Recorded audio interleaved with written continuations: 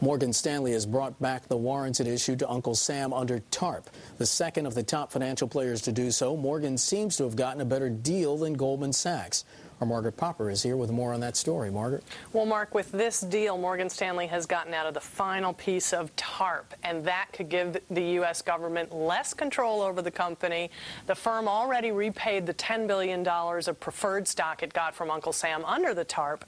Morgan Stanley paid $950 million to buy back 65.25 million warrants from the U.S. government.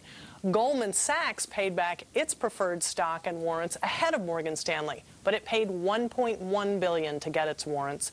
When Goldman's agreement was announced a week before last, the price was considered, quote, fair market value for the warrants.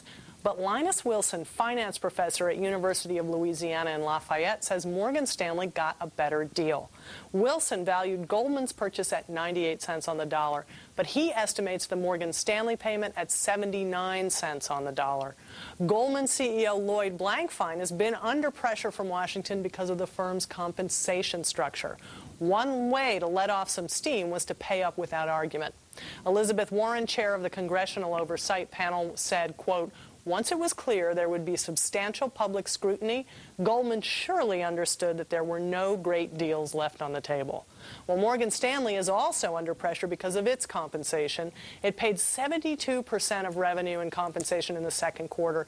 To keep that up, the firm really wants Uncle Sam out of its hair. And trying to keep Uncle Sam out of its hair might mean paying up at what cost? Who else might be willing to give up the money now? Well, the one who's really the holdout here is J.P. Morgan Chase's Jamie Dimon. Obviously, he's paid off the preferred. He's bought that back.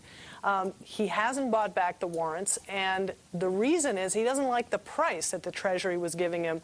Dimon said, we should put this up for an auction and let the market decide what the price actually is. Remember that in the case of both Goldman Sachs and Morgan Stanley, these warrants were, quote, in the money. In other words, their strike price was lower than the actual price of trading. It means you get a built-in profit there. Yeah. So maybe you split the difference.